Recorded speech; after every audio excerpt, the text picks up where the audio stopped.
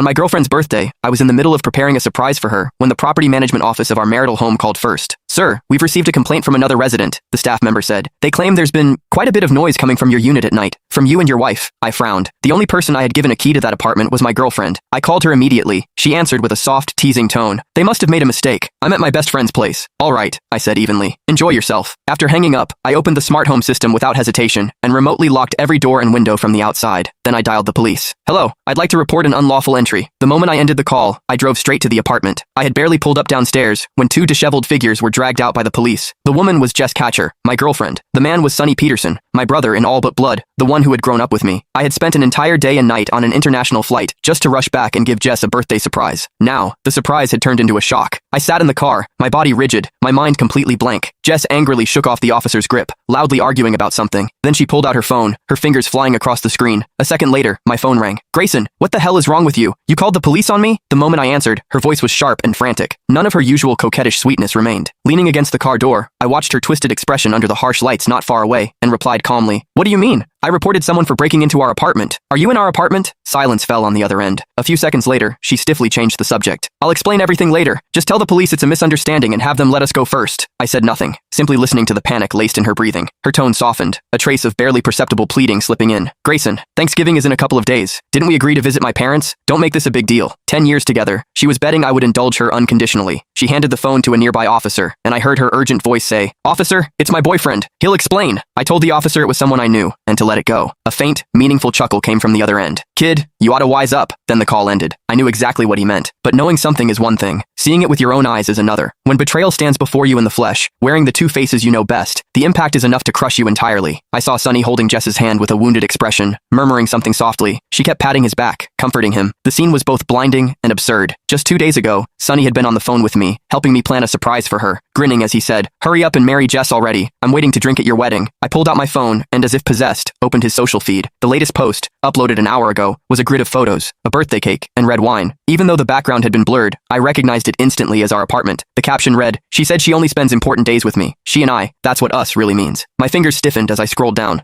Last holiday, Jess had told me she had to work overtime on a last-minute project, pulling an all-nighter. On Sonny's feed, there were two intertwined hands, fireworks lighting up the riverside behind them. On the woman's wrist was a small red mole, one I knew all too well. On the last Valentine's Day, Jess had said her best friend was heartbroken and needed company. Sonny had posted a photo of 2 movie tickets, before sunset, with the caption, Watching an old film with the one I love. And then there were the 14th of every month, when Jess always found one excuse or another to avoid seeing me. So that was where she had been, with Sonny. What else was there left not to understand?